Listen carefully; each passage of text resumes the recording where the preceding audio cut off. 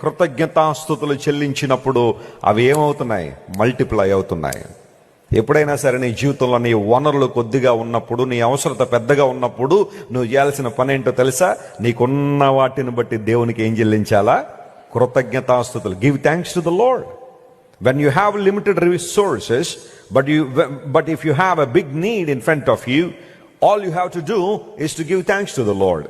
దేవునికి కృతజ్ఞతాస్తుతులు చెప్పు. నీ ఆరోగ్యాన్ని బట్టి, దేవునికి ఇచ్చిన పరిస్థితులను బట్టి, ఇంతవరకు దేవుడిని నడిపించిన విధానాన్ని బట్టి, అన్ని పరిస్థితుల్లో దేవుడు తన రెక్కల నీళ్ళలో భద్రపరిచి, కృపాక్షేమాన్ని విస్తరింపజేసి, పచ్చిక బయళ్ళలో పొరండు చేసి, శాంతికరమైన జలములెదుగు నడిపించి, అపాయములు వచ్చినప్పుడు దేవుడు నీకు తోడుగా ఉండి, నీ శత్రువులు ఎదుట నీకు భోజనాన్ని సిద్ధపరిచి, నీ గిన్నె నిండి పొరులున్నట్టుగా చేసి, దేవుడు ఎన్నో ఆశీర్వాదాల మీద కుమ్మరించిన వాటన్నిటినీ కూడా మర్చిపోకుండా దేవుని స్తుతిస్తూ గణపరిచినప్పుడు ఖచ్చితంగా నీ జీవితంలో ఒక అద్భుతమైన ద్వారాలు ప్రభు తెరుస్తాడు.